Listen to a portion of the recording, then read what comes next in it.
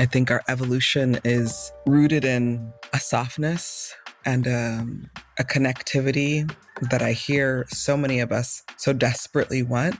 We're not alone in this global call, this global request, this global sharing of what's possible around healing, transformation, and care. We are the gods and we have to fix things. And we have the capacity to do that. We have the intelligence to do that, both spiritual intelligence, intellectual intelligence. And so our work is to show up and reshape this place.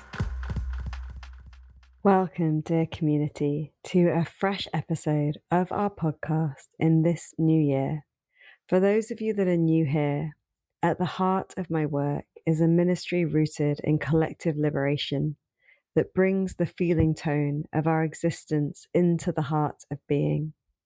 Our dream for all that we are is to offer places and spaces that we can come together, joined with earth and soul, sanctuaries within the modern melee of busyness, consumerism, and outdated systems of oppression. You can join our membership community to access our online gatherings and a library of workshops.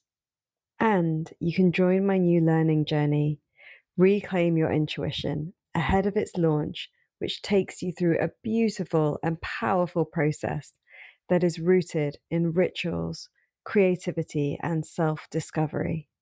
Find the links to join these in the show notes. For this episode, my guest is Patrisse Cullors, an artist and abolitionist born and raised in Los Angeles. Cullors has been on the front line of abolitionist organizing for 22 years. She has advanced a term called abolitionist aesthetics. Her latest work is examining an art practice that leads through West African spirituality, as well as pushing the culture to adopt abolitionist beliefs in order to build our imagination towards a world we all deserve. In this episode, entitled Cultures of Care, we explore the themes of abolition, art activism, and courageous resourcing as we speak to the question, how do we envision and shape a world without oppressive systems? We explore abolition, a practice that helps us envision a world without oppressive systems and practices such as policing and imprisonment. Art and imagination as tools to shaping a new world and tapping into our spiritual and creative potential. Resourcing ourselves through therapy, community, and self-care as essential for sustaining activism and navigating challenging times. Patrisse's latest artwork, embracing Yoruba Ifa traditions, respecting earth and each other as a path towards healing and transformation, and the balance between accessibility and appreciation in the digital age and the power of collective experience. I hope that this conversation opens up realms of imagination and resourcing within you and your community and our global collective. Welcome to All That We Are, with me, your host, Amisha Gadiali. On this show, we explore the weave between activism, the sacred, creativity, and regeneration, the spaces where our inner and outer worlds dance. From healing trauma to nature connection, to new technologies to ancient wisdom, it's time for us to move beyond silos and into an integrated way of being. Every one of us has ideas and personal experiences to share that can lead us to a more beautiful future. Despite the challenges we face as a global community, or the pressures we meet in our daily lives, when we stop and dare to listen, to ask ourselves the big questions, and to share what we are already doing and envisioning, we create the futures of our wildest dreams. And we begin to embody all that we are becoming, and all that is possible. Patrisse, it is an absolute delight and joy to welcome you to All That We Are. Thank you for coming and sharing in this space with us. Thank you. Thank you for this offering. Deeply grateful. What are the futures of your wildest dreams? Ooh, I'll say the first thing that comes to mind is the envisioning of a world that is practicing abolition. And when I say that, I mean us finally getting rid of human cages, releasing ourselves from the constructs of policing and militarization, and evolving collectively into a culture of care. It's what I've dreamt about since I was a child, before I had language for abolition.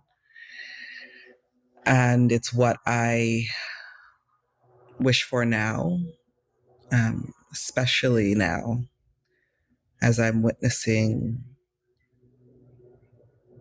militarization around the world, the occupation of Palestine, the radicalization of human beings. I'm longing and desiring a call for global abolition, a belief system that is centered in care. Imagine if our institutions, imagine if our relationships were centered um, in care. And that's where I go when you ask that question. It seems like a wild impossibility from where we are right now. And yet I feel it in my heart and I feel it in my vision space that it is possible. It is. And I believe it's possible because we've been in so many different terrible times in history, and we imagined something different and we created it. I also think it's possible because I don't believe that the evolution of human beings specifically is rooted in violence. I think our evolution is rooted in a softness and a connectivity that I hear so many of us so desperately want. I also know for those of us who live in the West, in the so-called West, I live in the United States, one of the most dangerous countries, purveyors of violence, not just in my own country. Obviously, as Black people are one of the number one groups that experience hate and violence from vigilantes, but also from our own systems, but also the US being a purveyor of violence around the world. I don't believe it's sustainable to live in violence. I don't believe that it's even at the core of who we are. I believe that many of us actually in our bodies want something different, and we have to practice that difference. And so, as I sort of long for this future of abolition, I also, you know, call it upon myself and in real time right now to practice abolition in my relationships and my community. Just to bring everyone in, because I imagine there might be some people listening that are wondering what abolition really is and have heard the word but don't fully understand it. And we're talking about living beyond slavery of any type, of oppression of any type, in a place of collective liberation. What does abolition mean to you in how you understand it, and of course all of the work that you have done around this theme? For me, growing up in Los Angeles, I'm here in here, Los Angeles, California, in the 90s, which is really, I would say like the 80s and 90s was the big crackdown on drugs, illegal drugs, and also on so-called crime. And what that meant was that Black communities and poor communities in particular experienced the brunt of policing. And so, at this point, I'm sure many folks have heard of the war on drugs. It wasn't really a war on drugs, it was a war on people. And I witnessed that war, with my very eyes as a young person. And I saw the impact of over policing on my neighborhood, my community, my own family members. And those things, when you witness those things, when you witness the negligence of a government and then the over reliance on punishment, it changes you. It changed me. And so as a young person, I just remember being very angry, very hurt and confused. Why is this happening to us? I watched my mom work so hard, to take care of her children and not receive care, not receive support from a place where we pay taxes, where we opted into a system that didn't take care of us, but extracted from us, exploited us. And so I desperately wanted something else. I desperately wanted to know and believe that something else existed.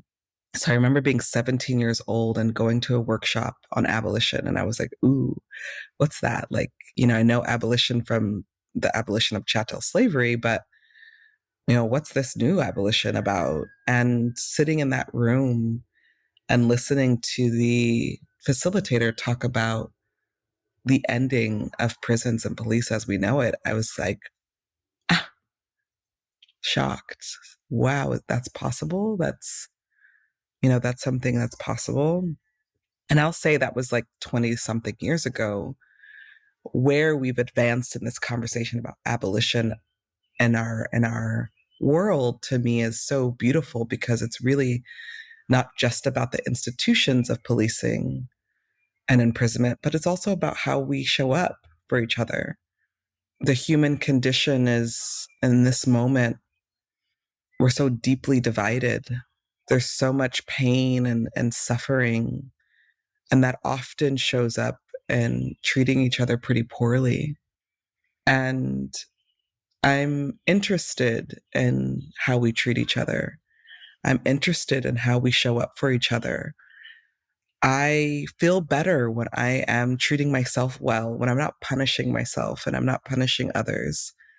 And so part of this imagining of an abolitionist construct or world or, belief system is also asking ourselves, how do we want to practice? And what does that practice look like?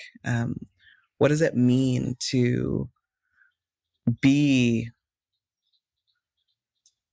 the fullness of ourselves, to be accepted for the fullness of ourselves as we're trying to unravel the ways that this carceral culture has shaped us?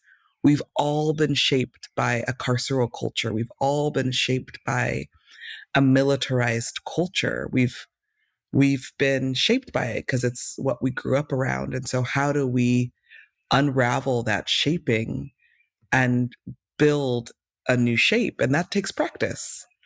We are what we practice, one of my mentors, Stacey Haynes, says. And so I'm interested in that practice of abolition. And it's not easy, and you can't really do it alone. You got to do it in community. And so the idea of community is really important. Building our teams and our community is really important. Do you feel that that community aspect is primarily like your local community, the people that are around you in the day-to-day? Yes and no. I think we practice who we're in proximity with, for sure. How we deepen our practice on a day-to-day, I believe, is who we're in proximity with. And I also think that we're practicing in relationship to a global audience, a global community, because we live globally now and we are seeing so much about around what happens around the globe that we hadn't seen before. So I do think there is a way in which practicing abolition inside of a global community is also critical and also important. My last book that I wrote, an abolitionist handbook, 12 Steps to Changing Yourself in the World, the last chapter in that book was challenge the US state and don't make it stronger. And if the argument is that the US is sort of the central purveyor of global violence, there's obviously, it has many partners, right? The UK being one of them. But the reality is that the US really is at the center of that violence. How do you not make it stronger? And part of that not making it stronger is building relationships globally. And that can be deeply powerful when you realize that, oh, you're not alone. We're not alone in this global call, this global request, this global sharing of what's possible around healing, transformation, and care. So for me, that is like a big primary goal. You know, that's kind of my life's goal, is to be the abolitionist in real time. Because at some point, whether it's in my lifetime or not, these systems that we live in are not going to exist anymore. And who we are will exist. And what we create is based on who we are. And let me be a little bit more plain. I watched the film, the Lakota versus the United States, yesterday, a couple days ago. This beautiful documentary about the history of the Lakota Nation here, one of the indigenous communities here in the US, and its fight against the US. And the Lakota's belief system was about honoring the earth. And the white people who invaded the US and colonized the Lakota was about expansion, colonization, and violence, through violence. And those belief systems in our bodies actually carry out what is going to happen. But when white people invaded Turtle Island, what is now called the United States of America, what existed inside of them was a violence. And they used that violence to expand their land. They used that violence to enact a genocide. The Lakota, what was inside of them was to honor the earth, to honor its people, to honor its ancestors and generations and their legacy and descendants. And so we have to decide what's inside of us. Is it a violence? Are we going to feed the beast of violence that we've been shaped by? Or are we going to feed the healing and transformation that needs to happen in order to live in this new world? And we all have the capacity for both. So we have to make a decision on what we're going to do and what we're going to practice. Absolutely. I really resonate with being born an abolitionist without knowing the words. I feel like one of the things that we're experiencing in these times is so much polarity and the cultural wars, and we've gone through these experiences that have been very global and collective over recent years and very divisive. And I wonder what it is that you feel has made you always want to see the world in this way, and what it is that you feel gets in the way from others being able to open to seeing the world this way, because there's a lot of energy. I mean, I'm sure maybe you have experienced it yourself on Instagram, but there is a lot of divisiveness, polarity, violence that comes through when you talk about this. Yeah. I have a deep, and I'm like, I feel the welling up of emotion in me around this. So I want to honor that in my body. I have a deep, capacity for empathy for everyone, honestly. It is not easy to change. It's actually takes every fiber of our bodies to do something different than what we were taught, to evolve. When we ask people to change, we are asking people to let go of oftentimes protect what they see as protecting themselves. That's a big ask, even if it means it's for the betterment of the whole. So that kind of shift for people is almost traumatic. It's almost traumatic, even if it means it's for the betterment of the whole. And so I have a deep, well of compassion and empathy. And inside of that, I believe what we are living in right now is truly a planetary fight. It's not just about human beings. It's about all living beings. It's about the fate of this place, this universe, this galaxy that we live in. And part of the work is to ask people gently the difference between waking someone up, yelling at them, and waking someone up by gently bringing them back to, you know, wokeness, for lack of a better word. I spent a decade yelling at people. I'm grateful for it. I needed to yell.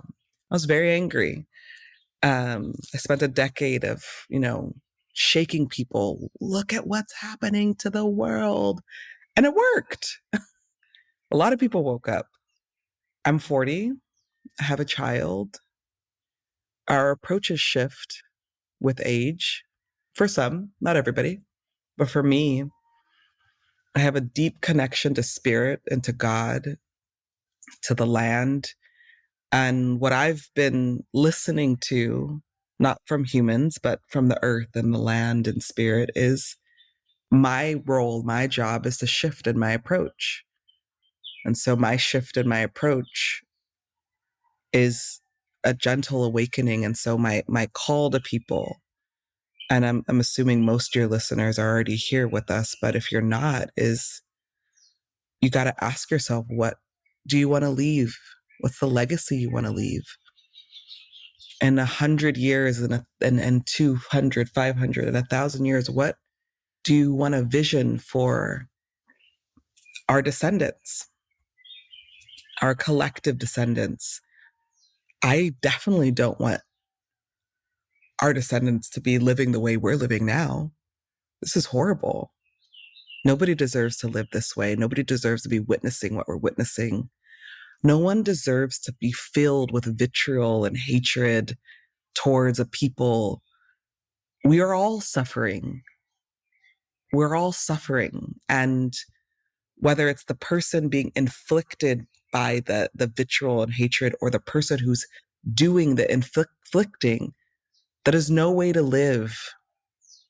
nobody deserves to be living the way we're living right now. And so, you know, my deep call to folks is to listen to what your deepest desire is. Is it really hate? Is it death and destruction? Is that what you really want? Or is it life, sustenance, abundance? Because we can have those things. We deserve those things. So, you know, I say this often. I spent 22 years of my life knocking down institutions, helping chop them down at the knee and helping them crumble. And for me, the next, you know, I'm middle aged, and I'm proud of it. I have like love that I'm 40, and the next 40 to 50 years, you know, God willing, is helping develop a new world. That's what my path is. That's what I want to be doing. So, yeah. It feels like it's happening anyway, and Exactly.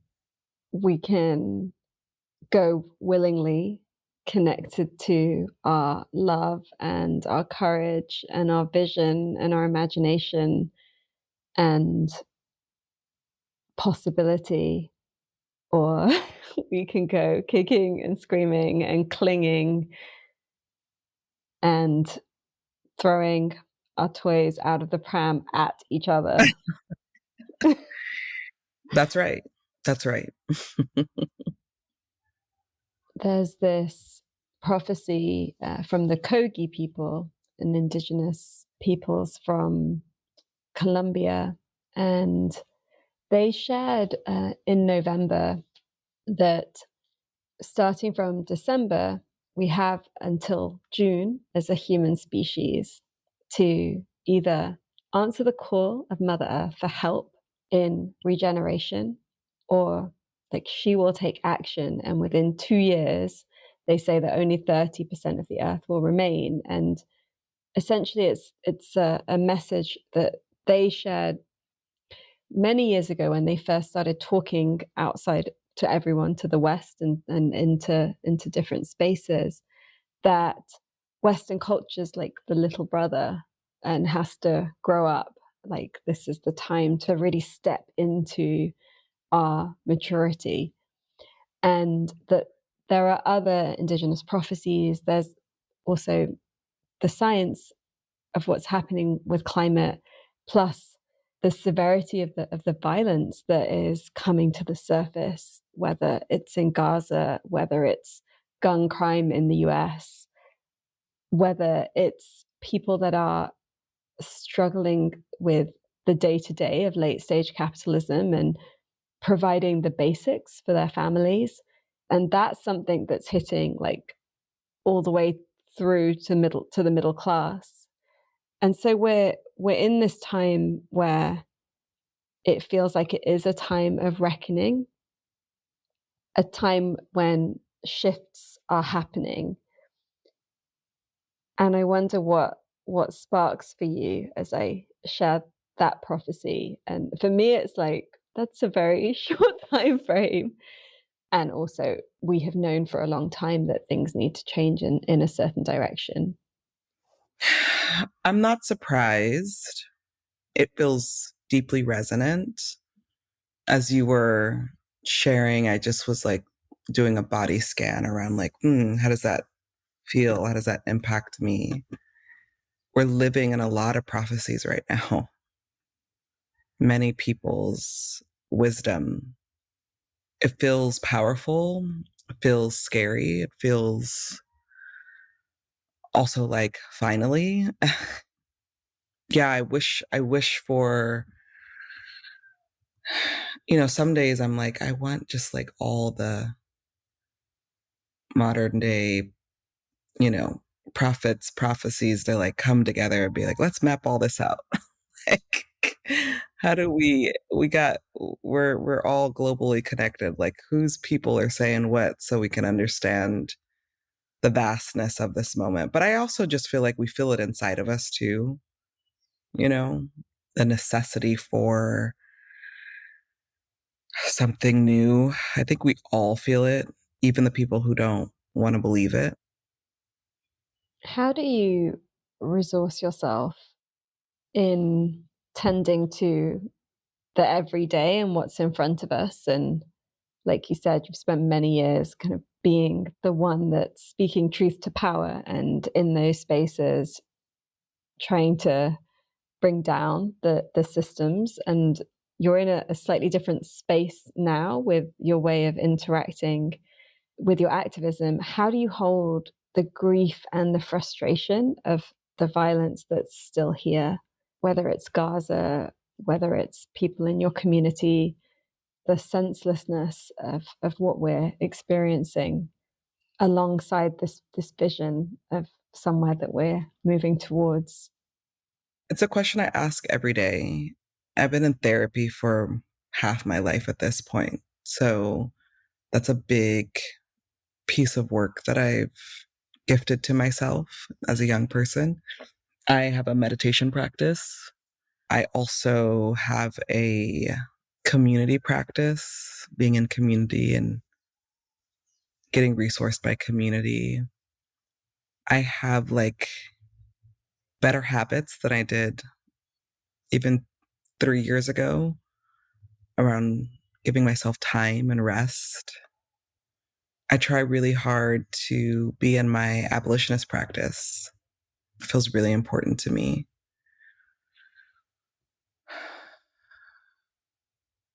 Yeah. Resourcing myself and like naming that when I'm in community and talking with people is really important. I don't spend a lot of time on social media. It's a very volatile place on purpose. And it really is important that we understand its limits and limitations and also its nefariousness. It's important that we use it with almost with a warning sign, like, packets of cigarettes have the warning sign. If you take this substance, this may do this to you. We don't have that yet for social media and we need it. But I used to spend almost all my time on social media. I would say I spend 10 to 20% of my time on social media and try my hardest to be in real conversations with people, flesh to flesh, eyeballs to eyeballs, versus sitting on a screen. Yeah. And thank you for being here on a screen so that we can have a conversation across many, many miles. Of course. When you say your abolitionist practice, can you share more about what that means on the day to day of how one roots into that practice? Yeah. So I think there's like multiple folds here. One is I am an entrepreneur and a business owner. And so how I practice inside of my businesses is actually really important. We don't often talk about like abolitionist institution building. Every society has some set of institutions. We're very used to sort of like capitalist, patriarchal, white supremacist institutions. And so we get squeamish at the idea of being institution builders because we're so afraid that we're going to replicate the institutions that we've lived inside of. But we actually have to create institutions. Like when we are no longer hopefully living in a capitalist patriarchal system, we'll have access to healthcare and things like that. And ideally, they would be from an abolitionist standpoint, like the tenets and pillars and foundation of these institutions will be abolitionist. So I try to develop that in my organizations, whether that's how we pay people or everyone having access to healthcare or how we work, making sure people are actually taking vacation and taking breaks and resting and sleeping and centering care. versus centering the work. And so that's one way. In my interpersonal relationships, it's being willing to be accountable and be present when it is difficult and challenging, when I've caused harm or when harm has been caused. Accountability as a centerpiece of how we show up, how I show up. And the book I wrote, Abolitionist Handbook, 12 Steps to Change Yourself in the World, one of the first tenets of that book is courageous conversations, being willing to have the hard and courageous conversations that really challenge the idea, challenge sort of the ways in which we've been taught to not show up for courageous conversations, to be defensive, to not be good listeners, to want to control narratives about ourselves and others. Courageous conversations are sort of the foundation for me of an abolitionist practice in our interpersonal relationships. What does that look like in life? Because I feel like sometimes we talk about these concepts of being accountable and having courageous conversations. And then when conflict does come up, it's not always easy to either root into these desires to be this way, or to even know exactly like what that means, because it can mean something so different to different people. When I wrote the book and I started talking to people and holding circles around these concepts, I asked people to identify if this is something that they want to be inside of, and then ask people in their life to practice with them. We can't really do a lot of the practices that I request folks in this book to try to do unless you have partnership, unless there is someone or someone's, many people, to do it with you. So I think that's the key here. Asking the community around you, hey, do you want to practice these things? You want to try them out? And growing that skill set and growing that practice. We're trying to change culture. If our culture is used to like defensive, lack of transparency, lack of accountability, gaslighting, we're trying to actually be an integrity. We're trying to be transparent, accountable, good listeners. So I think what is important is asking people, do you want to try this out to help shift our culture? And for the most part, people say yes. When it gets hard is when we're in really hard moments, like we're witnessing today. You know, I would say there's so many courageous conversations that need to happen right now, given what's happening in Israel and Palestine. But one of the big fallouts in the US that you may be witnessing is this conversation around DEI. And we watched a right-wing campaign against, Claudine Gay, one of the first Black women presidents of Harvard, or the first Black woman president of Harvard, be this calculated campaign to de-seat her and then also to discredit her scholarship, all in the name of anti-Semitism. And the fallout between Black and Jewish people becomes a deep issue that now needs to be addressed. And the way you address this, my argument or my sort of encouragement is the way you address these is you have courageous conversations. Black and Jewish people right now need to have a courageous conversation about what is our relationship? What are our dynamics? And are we actually going to let the right-wing agenda destroy relationships that have been built for decades? Or are we going to challenge that agenda? And we can't have that courageous conversation on social media. We can name our feelings and we can, give these salient arguments around what happened, why what happened was dangerous, or, some people think that she was supposed to resign, right? We can have all this. We can have a debate on social media.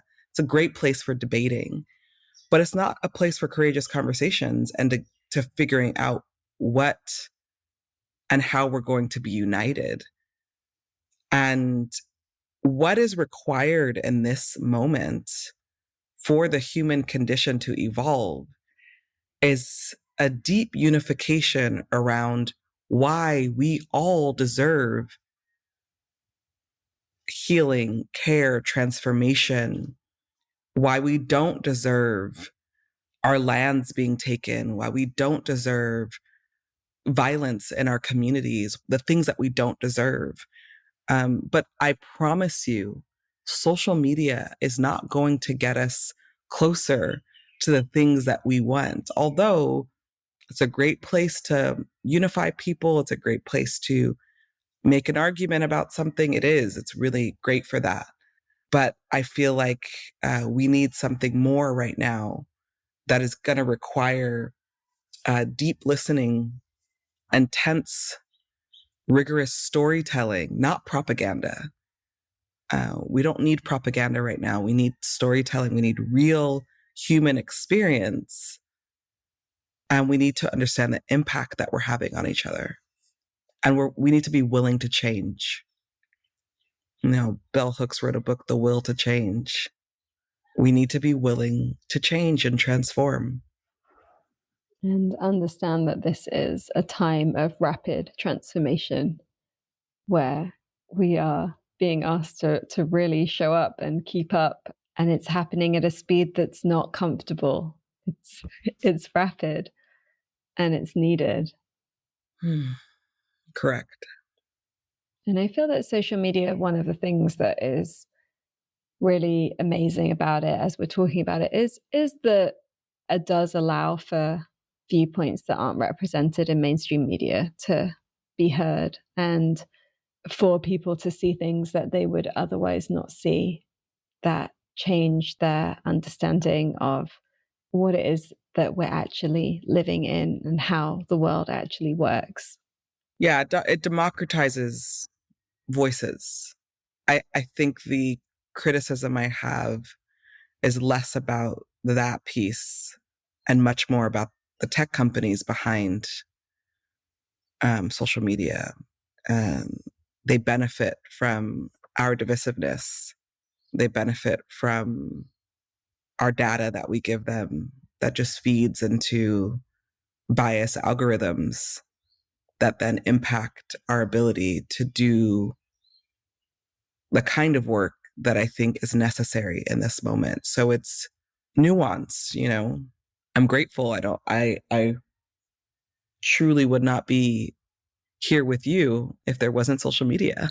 Absolutely. I wouldn't be having this profoundly healing conversation if it wasn't for it. And the tech companies behind these devices that we use, or these apps that we use, are negligent at best, nefarious at worst. And as someone who's seen the ugliest parts of social media be used against me and my person, I have a lot of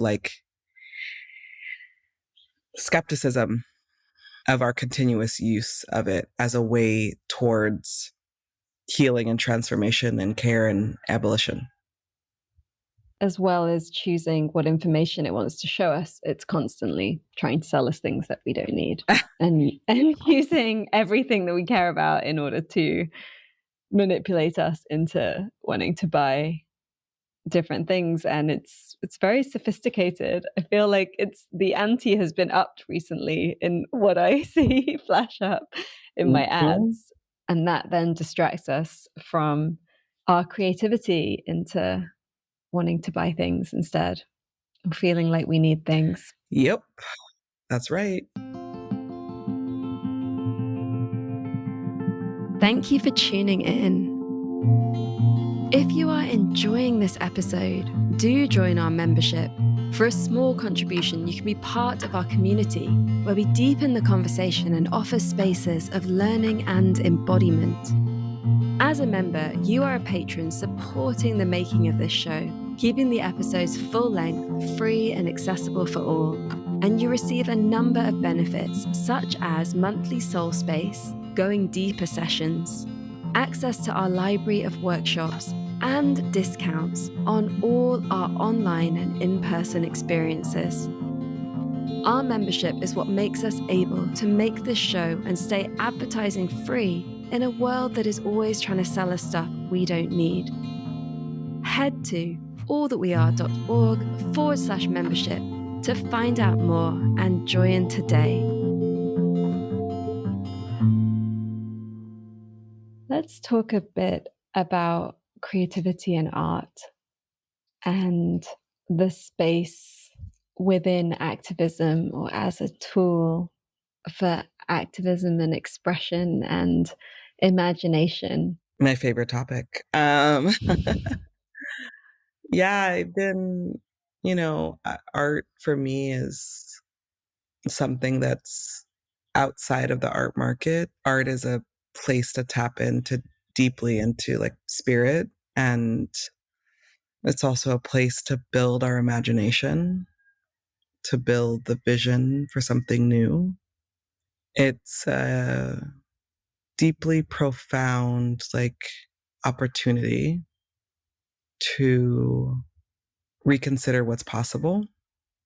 It's also art is just like also just delicious and pleasurable and kind of satiates that part of us that often, especially in the work that we're doing, or in the people who do the work that we're doing, the deep feelers, like giving us that spaciousness to just feel pleasure. It's talking to Adrienne Marie Brown, my good friend. Who's also been on this podcast. Of course she has. That making art is what feels best right now. Creating feels best right now. I feel like for those of us who are artists, like the art is actually like a lifeline. When I'm not making art, I don't feel well. It's also like an opportunity for wellness for me.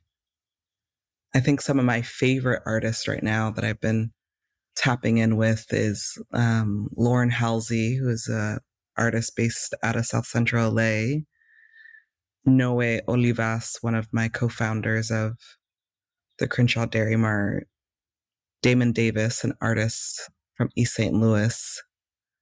There's all these really incredible artists that I really love and think their work is like so powerful and salient.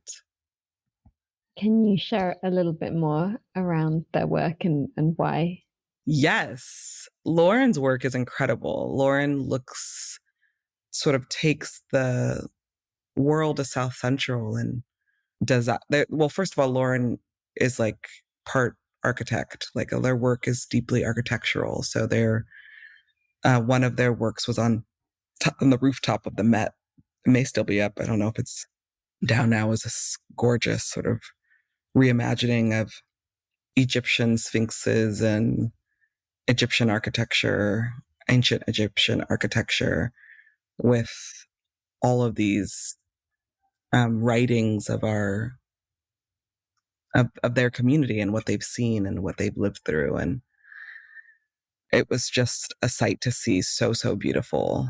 And Damon Davis's work is, they don't call themselves a multi-hyphenate. They call themselves something else, which I love. I don't remember what they call, like, I don't remember the term, but he uses everything from film to music to visual art.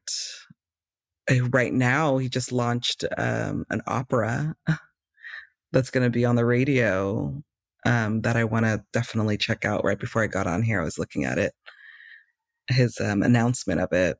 Noe Olivas really looks at the labor. His family is of Mexican descent, and he uses labor. He aestheticizes labor. His father was a gardener, and he uses the tools of gardening to build altars. And his latest work is really looking at the landscape of the desert. Him and I have performed together. He's a performance artist, a visual artist, does sculptural work. These people's works are like really tap into the imagination. Like they help me tap into my imagination around what's possible. I love their work a lot. And what's alive for you right now around your work and the art that you've created and are creating and are imagining that you will create? Yeah, I have a show up right now at the Fowler Museum, which is the museum in Los Angeles that is looking at African Caribbean arts. The exhibition that's up right now is called The House Was Too Small. And my section of the exhibition is called Free Us. And it is a exhibition that is looking at the Orisha, which is the different gods in the Yoruba tradition. I practice a tradition called Ifa, and that tradition is from the Yoruba people of Nigeria. One of the things that we pray to, or gods that we pray to, are Orisha. And the section that where I have my work, I did a short film that looks at the Orisha and sort of just gives them a lot of spaciousness for their glory and beautifulness. And the other section is a space for altars to each Orisha, and a audio co-produced this beautiful 14-minute audio of different people in our community praying to the Orisha. And there's a soundscape in the background that's using the solfeggio soundscape, and like the different frequencies of sound. This work is up until June 2nd at the Fowler. So if any of your listeners are in LA or happen to be in LA, you can come check it out. And it's just, honestly, it's a love letter to the Orisha. It's a love letter to my tradition, a tradition that has saved me over and over again, that I'm just deeply grateful for. How does your tradition see this time and the shifts that we're going through? And what are you offered in order to tend to these times?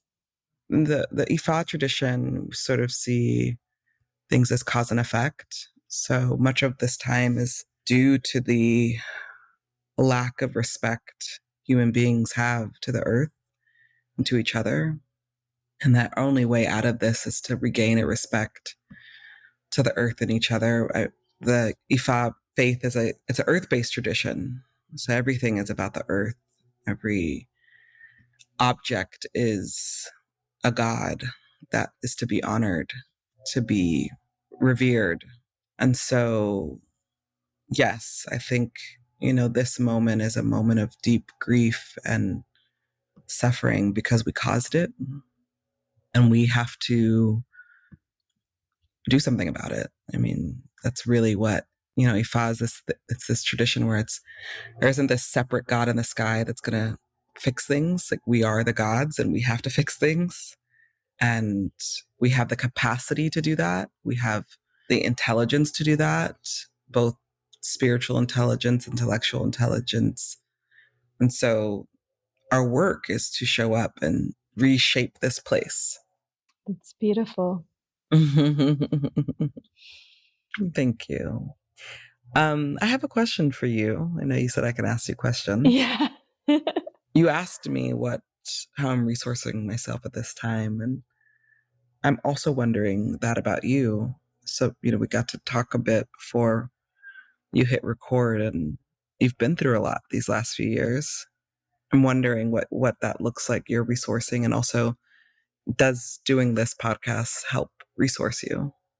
Yeah, absolutely. And thank you for the question. The podcast definitely does. It is a very welcome moment of coming into a space that's much bigger than me and my day-to-day experience, and coming into a sacred space of connection where I feel less alone and I feel connected to what's possible. I have a really beautiful team that I really enjoy working with. We have a really sweet sisterhood with Mary, my sound editor, who's in Canada, and Annegret, who does the words and the images that go with the episodes, who's in South Africa. And we have a really lovely supportive flow. What I find can sometimes be draining about the podcast, or well, any of this thing in today's kind of world, is just the balance of wanting to put something out for free that's accessible, with also maybe being taken for granted because it's just there. And there's so much that people are putting out there that's just there, that maybe there isn't always the deep appreciation and connection and that sacredness and the sacred reciprocity. I definitely feel more charged up when I really feel the presence of the community and the collective experience that we are all having through these conversations, which essentially are conduits of the collective moment.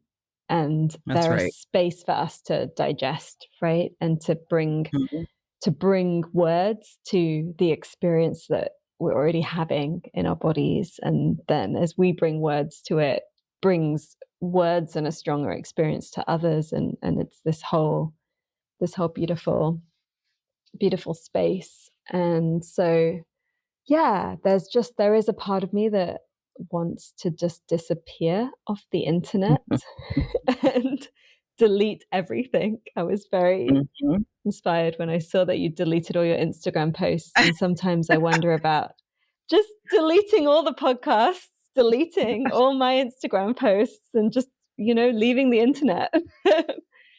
And Yes. I also feel like there's so much connection and possibility. And of course, I know that there are people that listen to this podcast and it really gets them through something and opens up so much in them. And so I feel like there's just that little inner, I don't want to say battle, I want to say something less violent and colonial. It's an inner dance between the immense joy and privilege it is to create and hold this space, versus the part of me that would like to just do something much, much quieter. I understand. Yeah. So there's that. And the resourcing of myself. Yeah, I'm not as good at it as I have been in, well, is that true? I'm holding more than I've ever had to hold. Yeah. I'm also aging, and so there's also a shift in the way in which I can hold things. And so I am quiet a lot of the time. I'm quiet a lot more than I'm not. And there are the simple things of, I keep my mornings very empty of meetings or responsibilities, so I have space. I say responsibility like there's responsibility in the home, but responsibility that's external. And my spiritual practice, I'm incredibly grateful for having had a deep spiritual practice for over a decade, and a deep spiritual connection for much longer, perhaps always. But I feel that practice has allowed me to be more resilient and be connected to love. And there's a trust and there's a letting go of a lot of the ideas of like where things could have been or how things could have been, which I also feel is part of what this time is about. That if our dreams were made in the 90s, yeah, they didn't understand the oppression that was needed to uphold those dreams. And so for me, part of the process of collective liberation at this time is also to not always want more and bigger and everything, and actually to bring it in so much more. yeah. And so that in itself is resourcing it, because it's like, it's just letting go of like what it means to be so many kind of things that seemed like they were important at some stage, whether in my own ideas or in a societal structure. And yeah, and my dog, and the time that we spend together, and the time I spend out with the trees or by the water. Yeah, thanks for sharing that nature, being out in the world, like being out in water, trees, that's big for me. Very big for me. And the biggest way I feel that I've resourced myself of late is by being completely willing to see things as they are. That's been a really tough one, because I am a natural visionary that sees things how they could be and sees so much beauty. But part of me feels that part of these times are also really coming face to face with the narcissism and the violence and the destruction, and the control, and so many of the really tricky aspects of the culture that we're in, and the ways that it shows up in people, and in people that we love, and in people that we know, and in people that we come into contact with. And that willingness to just see what's there has been very freeing, challenging, and also freeing, which has then created more resource. Yeah.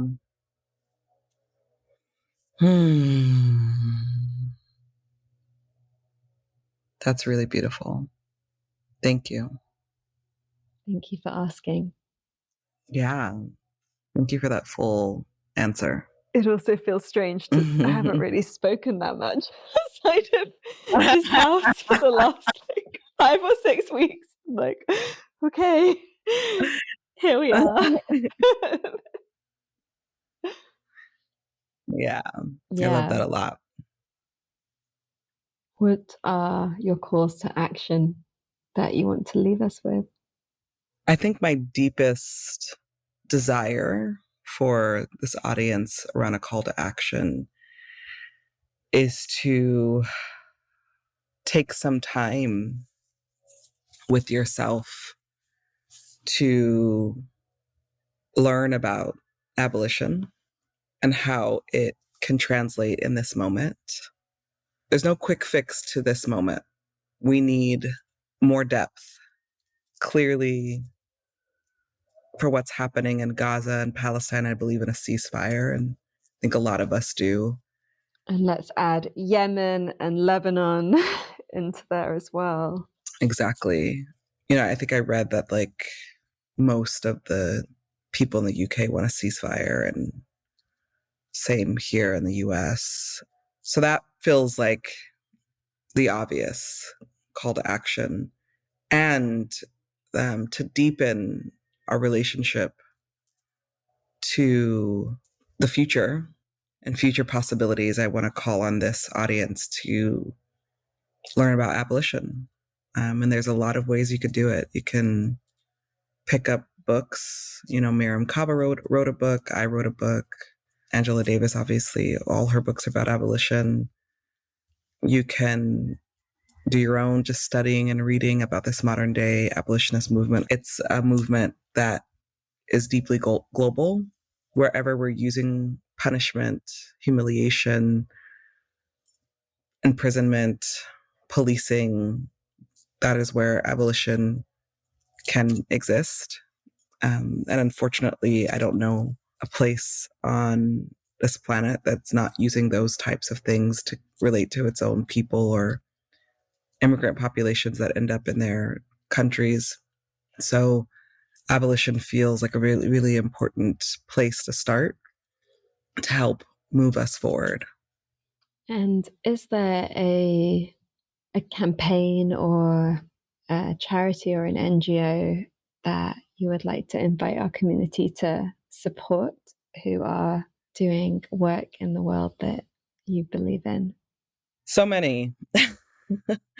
But I'll start with the Crenshaw Dairy Mart. It's the arts abolitionist organization that I co-founded with Noe Olivas and Alexander Alireza Doris in Los Angeles, California, in Inglewood to be exact.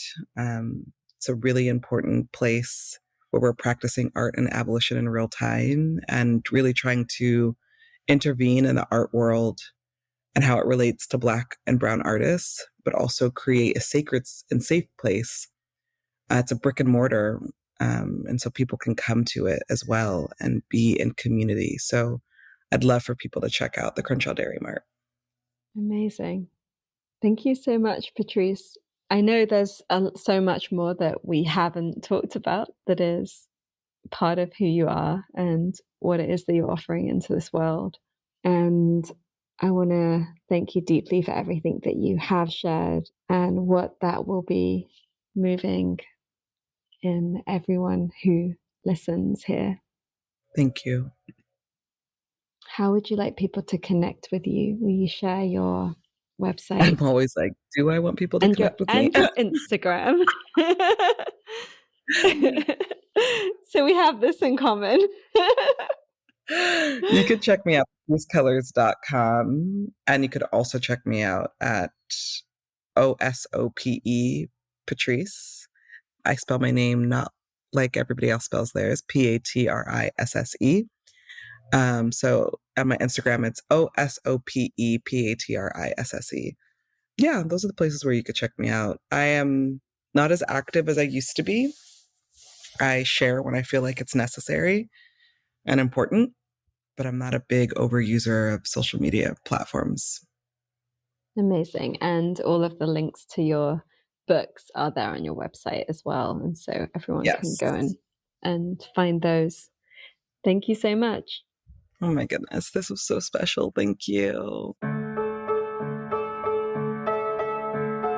Thank you for listening.